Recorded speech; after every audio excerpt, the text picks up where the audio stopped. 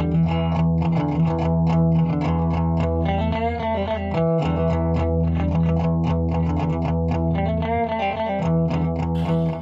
to the Other Discovery Show, the bonus show from the podcast Discovery Show. But this one, it's not about podcasts. It's about all the other things we discovered throughout the week.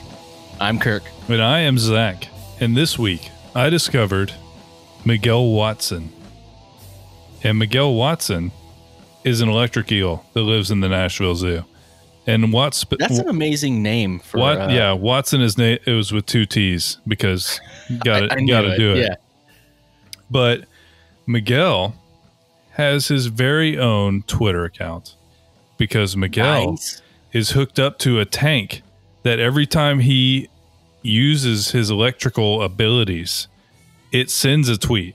So each time he tweets on his thing, it's because he has just shocked the water in his tank. And they also, during Christmas time, they set up a Christmas tree that lights up when he shocks it. So that's awesome. Miguel has a really here. I'm going to put this in the chat so everybody can check it out because see it. Miguel's a pretty cool guy.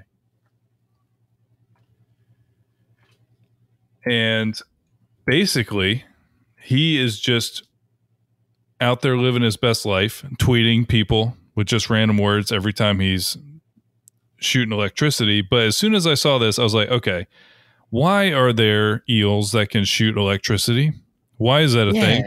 And secondly, how much electricity are they shooting? You know, is this something where like, oh, it's no big deal. They do it for whatever.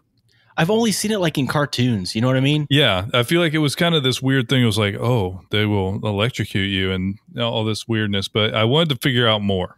And I was not disappointed. First of all, I don't think it's actually an eel. It's a knife fish. Knife fish? Yeah, it's a fish. It's just an eel-looking fish. And they have a lot of weird physiology. But obviously, the one that I immediately scrolled down towards is how are they making electricity? Like, what is happening? And then, like, how much? So, when they find prey, they send a signal. And this is all just like craziness. And it's amazing that people have even figured out that this is how it works. It opens ion channels in their nervous system, allowing sodium to flow through. The reversing polarity, you reverse the polarity, and then it creates electric potential. And then it generates an electric current, similar to like a battery, like how a battery would work. Really? And then all of these stacked plates all do the same thing. So they have thousands of 5,000 to 6,000 of what they call electroplaques. And that can generate a shock of 860 volts and up to 1 amp of current. So it's no little thing. I think that they can literally light you up pretty well, because the reason they do this is for 2 different things. They'll put out low voltage, just kind of general shockies out. And then that like makes all the prey in the area move out of whatever they're doing, just move so they can find stuff. But then when they're going to like kill something, they can literally lock up their prey's bodies. Like it's enough electricity they can stun stuff. Really, almost like, well, yeah, like electric shocking the water. I've heard of that. Like some people have used that for scientific testing. No, like the scientists will do that to like tag fish or something like that because it doesn't kill them. It just paralyzes them for a little bit. But yeah, basically 860 volts is likened to a stun gun. What? And that type of voltage can be felt for quite a distance because it's water, which is a great conductor. I was wondering about that. And is a common risk for aquarium caretakers and biologists. And because, also people know that there are electric eels and they're like, I want one in my house. And so the way that you catch them is you literally, I think you mess with them enough so that they like their electrical organ in their head, like literally exhausts everything and it gets tired and it can't shock you anymore. But it essentially, it's uncommon, even in aquariums, for there to be electric eel because they are electrical, and that is all kinds of problems. But no, it was just a really cool thing. I couldn't find anything else that generates its own electricity like that. But literally researchers at Yale and the National Institute of Standards and Technology are studying how this works because they want to see if they can find a way to use this to replicate how they're creating electricity to power like medical implants and microscopic devices. So in the future, we could see the type of electrical generation that these eels have used for like medicine, things like that, for future technologies. That is fascinating. I've always wondered about electric eels. Like I said, I've only seen them like in cartoons and stuff. I didn't know anything about actually how they did what they do or how strong it was. So, a little curveball. We had a request for a specific discovery that I mentioned as a mini disco when we were streaming the other day about sloths. And I did find an article specifically for it. So we're going to talk about sloths' pooping habits. All right, let's go. You won't believe the horror sloths go through every time they have to poop. And here are some highlights. Sloths might appear to be living their best lives, but scientists have revealed that their pooping habits are a thing of nightmares. Now, this is spooky. This is my spooky one of the week, okay? This is very spooky so far. Given their slow movements, some meals can take sloths up to a month to digest. So technically I was wrong because they poop every week, but it takes a month to digest what they're pooping. A sloth can lose 1/3 of its body weight from pooping. Yeah, an ordeal that can be compared to childbirth. Oh, God. This is going way off the rails. Okay. Sloths climb down from their trees and do a little poo dance to dig a small hole to poop in. That's the thing is like sloths are very slow animals. We know that. I mean, that's what they're famous for, is for being slow and derpy and nice. And the problem is they're also have this. I listened to a podcast that was talking about why this hasn't evolutionarily been gone from sloths, because they have to climb down. It's in their nature to climb down from the tree, dig a hole, and they're so slow. So this is taking forever, and then poop. And it takes them forever, and they have to be at risk the whole time. Giving birth to a child, but it's a poop child. It's a terrible, terrible image. But yeah, so sloths poop once a week, and it looks terrifying. And there's actually a video in this article, and it's considered not safe for work, which is not something I want to watch about a sloth. Is it just the sloth pooping? I think so, but it's probably somehow graphic. We'll save that for Discord later. But it is fascinating. I mean, it really is. I mean, these animals that are so cool, and they are cute. They're cute in this weird, like, goofy way. Also, they're disgusting. Did you know that? Like, they pretty nasty.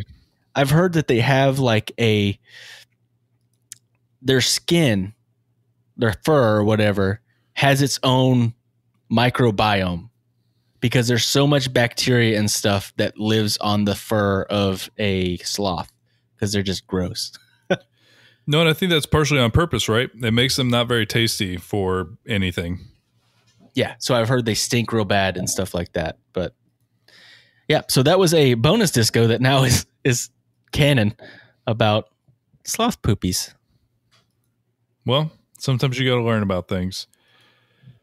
So on a completely unrelated note, obviously, I read an awesome Atlas Obscura article, actually Gastro Obscura, that's basically about suffragist cookbooks. Have you ever heard of this? So during the suffrage movement, so women's right to vote. Yeah, correct? Women trying to earn the right to vote. So this was the main times this was going on was late 1800s to early 1900s. Although I think that everything actually kind of locked in literally 1965, where people could actually just vote. But before that, they had a couple things that went through. There was Like, for instance, like they would make it so that, yes, people could vote, but they would do things like making it, there was a fee to vote, or there was like an intelligence test to vote and things like that. Oh, God. So there's voter suppression. But basically, this is about, there was cookbooks released in 1886 called the Women's Suffrage Cookbook. And all of this was written by large suffrage leaders of the time. So there was a lot of women who came forward and were very vocal in the idea that they wanted to be able to vote, which all of this is ridiculous to even think about this being a conversation, but it was literally only 100 years ago that we were having this conversation. It is crazy. You know, we feel like we've come such a long way, and we have in a lot of ways, but if you look back, we've come a long ways in a short amount of time. There's some things that people are like, you know, get over it. You know, we're so much farther than that. You know, we're that's so long ago. And you look back, you're like, no, that was almost in our lifetime. Yeah. Some of the stuff that, you know, we talk about was like in our parents' lifetime. Yeah, no, my great grandfather would have been alive during like the same time period that they were talking about. You know, it's crazy. It is crazy. But here's the cool thing. They wrote these cookbooks for a very specific reason, because that was one of the main premises at the time, was that women shouldn't vote. They need to be at home doing home things. And that somehow worked. You know, I guess it was just the time, but that somehow worked. Like, they need to be taking care of the kids. They need to be cooking. That's their job. And why are we going to distract them from their very precious job with ideas and learning and voting? And there was obviously people who were opposed to that line of thinking, as are, I feel like, most people. But basically, they made a cookbook, and it's real recipes and things like that. But a lot of times they would have themed names, like one of the spaghetti a la suffragette, Aunt Susan marble cake, suffragette savories. So they would do funny things like that. There was a lot of like tongue-in-cheek humor on this. And here's a really cool quote for this. It might seem odd for women who are fighting to be seen as more than wives and mothers to reinforce such traditional roles, but the cookbooks were part of a calculated strategy. By leaning on gendered norms, suffragists countered claims that they would abandon their homes and families if they entered the political sphere. So the leaders of the suffrage movement really leaned into creating recipes and talking about how they would still take care of their families. They had to be better than they should have had to. They had to really go the extra mile to convince people that what they're saying is wrong, and that them being allowed to vote wasn't going to affect people. And so, yeah, it's a genius move, one that they shouldn't have had to go through, but one that, because they did, we have this amazing story. And also, this cookbook is available. The Women's Suffrage Cookbook is available now. It has been reprinted, but it was originally printed in 1886. So 1886. There was a historian that said that all of this was very intentional on the suffragist part. She wrote an article called Kneading Politics, Cookery in the American Women's Suffrage Movement. And those gendered issues were confining, but they also gave women real power. It meant that they mattered when they were cooks. It mattered when they fed their children and their husbands. As much as they saw this as a place where they could be attacked, it was also a place where they could defend themselves. I am still a woman. I do still cook, and I want to raise good citizens, but I'm also a good citizen, and I can handle the weight of voting in this active form of political participation without losing part of who I am. And all of this is just, I love the stuff that, like, because things like stuck, you see like a time capsule of history in a cookbook. Yeah. And so basically they continued to kind of work along this. And then they also leaned into, Upton Sinclair in 1906 wrote a novel called The Jungle, which was talking about basically terrible conditions within meat packing industry. And so people started to kind of freak out. Like, they were just trusting the meat packing industry, and food processing started to be a thing, and they were trusting it. And the suffragists also started to essentially use their prowess in cooking and like running a home to show people how important it was that they got to vote on issues that were related to that, how qualified they were to vote on that. So they were essentially trying to point out that there was things that they understood. And so they basically would talk a lot about the things that were shown in the jungle. They would do a lot of things where things that were right on the tip of people's mind, they would show that they're very well equipped to be a part of this conversation. And then there's a lot of like shade being thrown also, because I firmly understand why they were upset. It's a completely ludicrous thought to even contemplate the fact that they couldn't vote because they needed to just stay home and be home. But they were some of them had some heat to them. It was hilarious. So basically there was a satirical recipe for essentially just kind of throwing shade, and it's called Pie for a Suffragist Doubting Husband. And it has an ingredients list that's 1 quart of milk human kindness, along with 8 reasons, including poisonous water, impure food, child labor. The method: mix the crust with with tact and velvet gloves, using no sarcasm, especially with the upper crust. Upper crust must be handled with extreme care, for they quickly sour if manipulated roughly. It's really That's funny. some Twitter stuff right there, man. Yeah, like it's really, really good. And so I'm going to link this article. Definitely check it out in the show notes. There's a lot more stuff that is amazing about it. The last thing I'll leave you with is the recipe that is attached on this is a suffrage angel cake, but it is written by a suffragette who was literally called a she-devil. So she made an angel cake.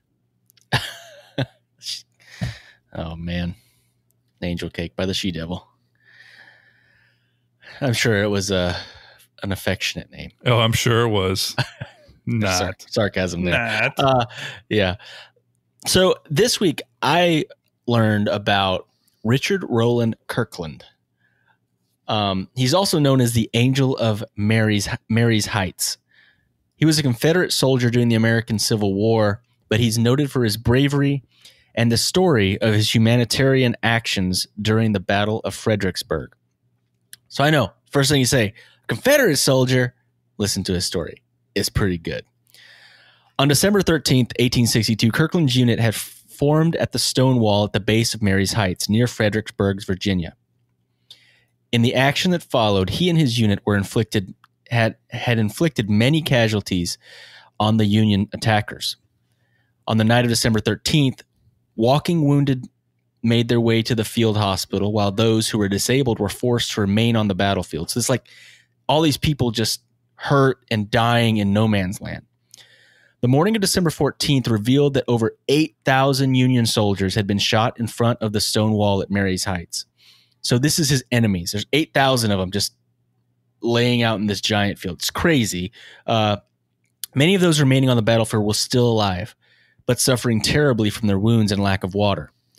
Soldiers from both sides were forced to listen to the painful cries of the wounded for hours, with neither side daring to venture out for fear of being shot by the enemy.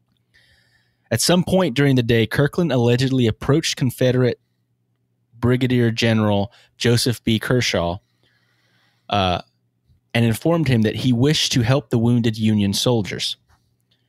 By Kershaw's own account, at first he denied his request, but later he relented. However, when Kirkland asked if he could show a white handkerchief, General Kershaw stated he could not do that. Kirkland responded, "All right, sir, I'll take my chances." Kirkland gathered all the canteens that he could carry, filled them with water, and then he ventured out into the battlefield. He ventured back and forth several times, giving the wounded Union soldiers water, warm clothing, and blankets.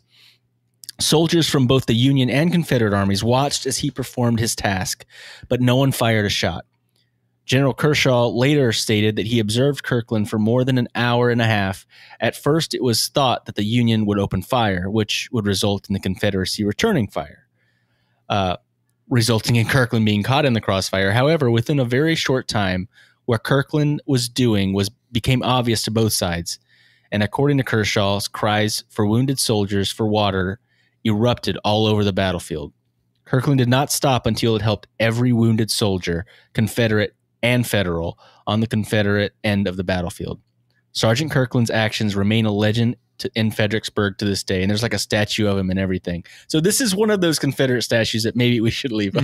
I agree. Because this guy sounds awesome. Yeah. And I love the statue because it's him helping, and it's a cool statue because it's a Confederate guy giving water to a Union soldier. And it's a story of people realizing that people are people, no matter what side you're on, no matter what battle line might be drawn, there's still a human being there that's suffering and needs help. I don't know. I just thought it was a great story and timely, in a lot of ways. Sure.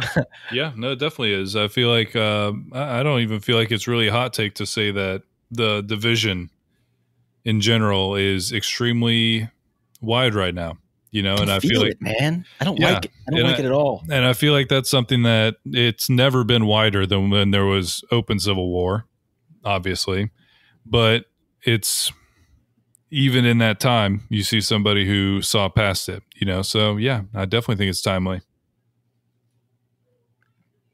Well, now I feel bad bringing a dumb topic, but I got one. No, it's time for a dumb one.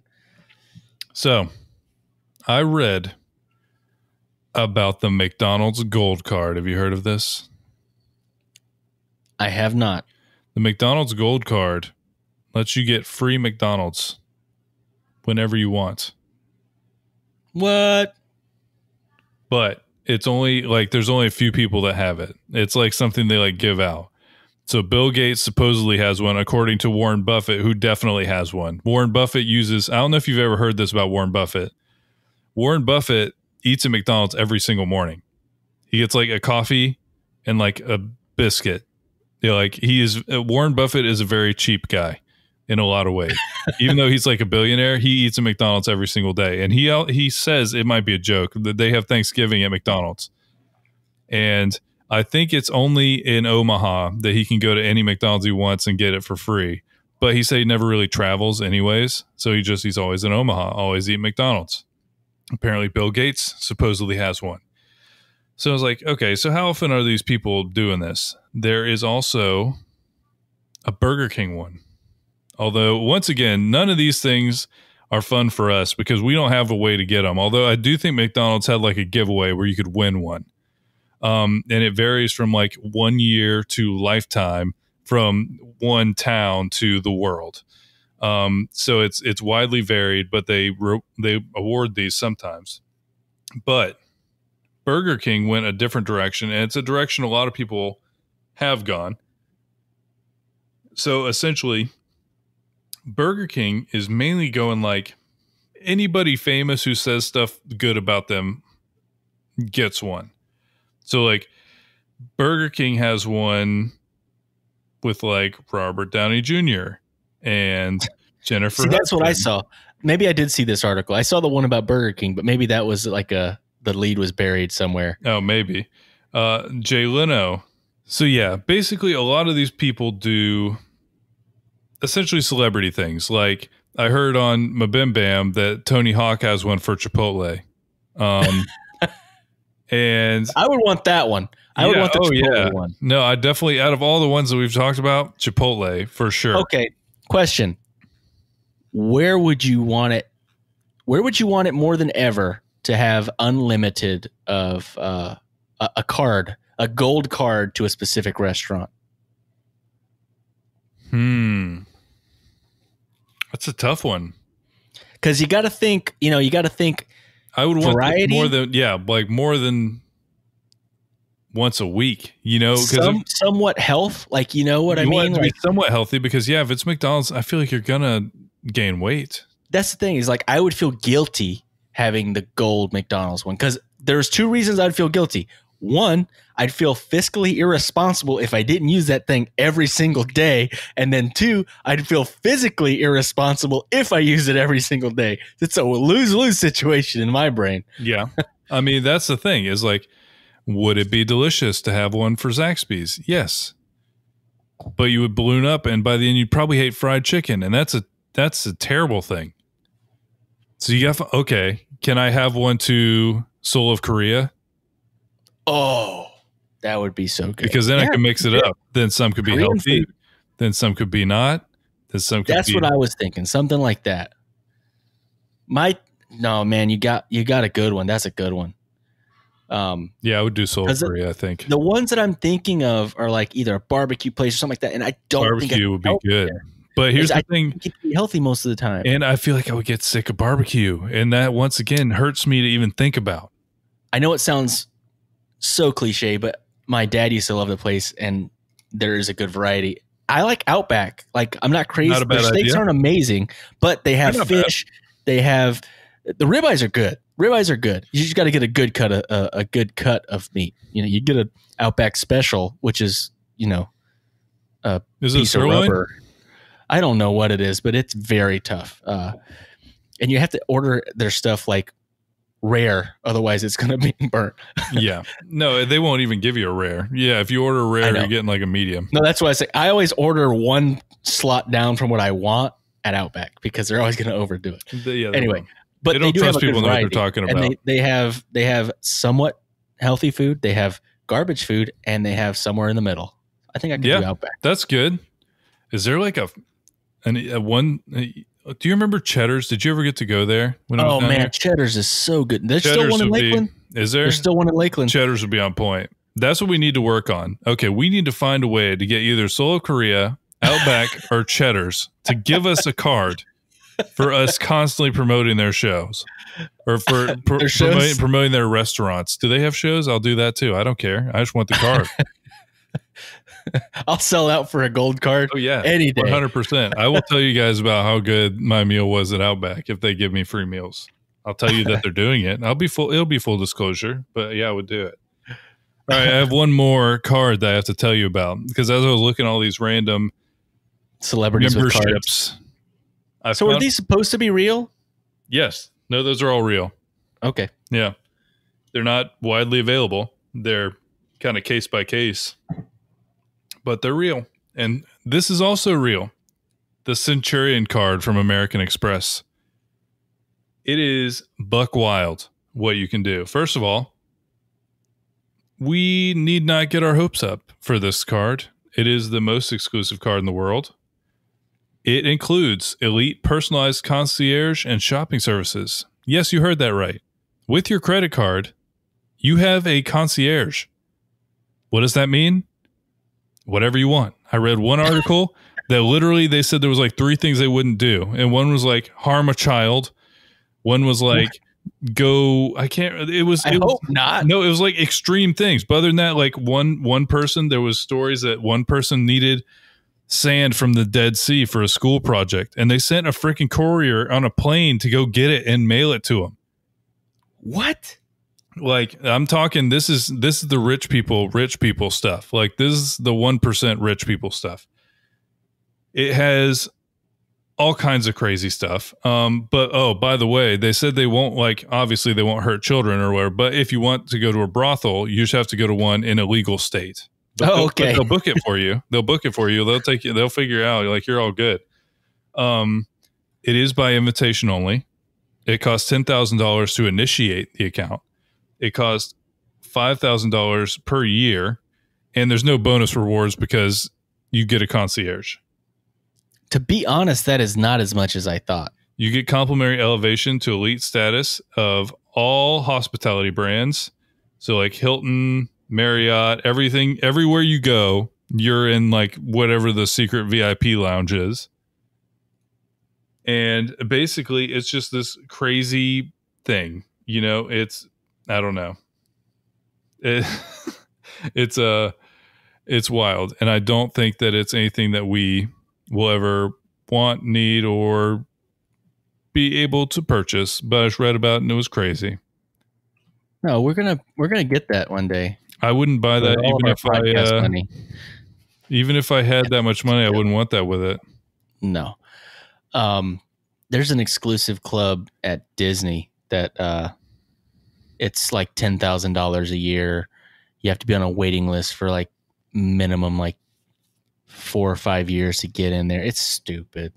And it sounds like that. It's just like you're in the club just to say you're in the club. You know what I mean? Yeah, I do think that's kind of what this is. And they actually made that Centurion card because in like the late 90s, there was a rumor that there was something like that, like the most exclusive credit card that people were getting hyped about. And so they just made it because people wanted it.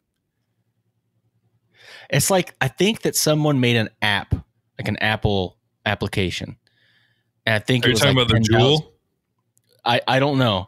I could be saying it wrong because I don't remember the story. No, it was literally just like a Jewel screen. But it was literally just like the icon of the app, and it didn't do anything. But it was like $10,000 or something stupid. But it was just about having it, and people actually did it. We need to do that. I mean, stupid Twigs, people did can you make us? I'm pretty sure that got banned. It did. I think so. I think that make us one of your amazing icons, and let's go make a ridiculous amount of money because rich people are stupid a lot of times. We need a giant emerald in the middle of a screen, and that's all it takes, really. And there's some kind of fancy stuff behind it that makes it look luxury, so that people pay $10,000 for it, so they can look like they're rich. But really, to me, if I saw it, would be like, oh wow, you're rich, I'm very impressed. Be like, wow, you're stupid. That is just so stupid. It's like the opposite of taking advantage of like old people or like poor people. It's just being like, hey, you really rich people, you want to make a stupid choice? Here you go. Welcome to the Fire Festival. Yes. That is literally what it was. Oh man. All right. Well, that was a lot of really good discoveries, and it was fun. That was a fun one. Oh yeah, let's sell stars. Let's name stars. Dang it, that one's already taken. It's already really taken. That one's already taken. Yeah. No, we should just like adopt ghosts out to people. Let people adopt ghosts because it's like the haunted dolls that they sell on eBay. Yeah, it's just crappy dolls. Just like put some dirt on it, and they're like, "Oh, this thing's haunted." You don't want to touch it, but do you want it? It's $10 on eBay. One of our favorite shows, my brother and me. There's a segment on there, Haunted Doll Watch, called Haunted Doll Watch, and he'll read, and they're so stupid. They're so good though. It's like a Reddit post, you know, where it's a writing experiment, but they're trying to make money. But I will say, most of the time the doll is like $12. They write this whole thing about how amazingly haunted this doll is, and it'll give you good energy, or it'll like speak to you at night and like scary stuff sometimes. And then it's like, who would want that? Yeah, I want to bring a doll in that's going to talk to me at night. That sounds like the opposite of what I want. I want that nowhere near me. Buy it now for $12.99. I do feel like I could definitely make a website that was just selling or like adopting ghosts out to people and just send them like a picture. I don't know. That'd be the thing I'd have to mess around with, is figuring out what kind of pictures are public domain. So I could just be like, hey, you just adopted Betty. Betty haunts this random place. She likes cupcakes and dogs and scary people at night. Oh, man. Yeah, it's the ghost Tinder. There we go. Now we're getting somewhere. No, we're not. We're getting nowhere fast. Oh, man. All right. I think our show's over. We don't have anything that we say at the end of this one. So, Zach, say something. We have socials. Yeah, we got tons of places that you can get in touch. And anything you would like to see us on, we're probably there. We live stream on Twitch. We are on all major podcast platforms. We have all of our stuff after it is live on Twitch. A couple days later, it goes on to YouTube if you want to watch it afterwards. We have a lot of ways to get in touch, and we hope you do. Thank you so much for listening, and we will talk to you next week. Bye, guys.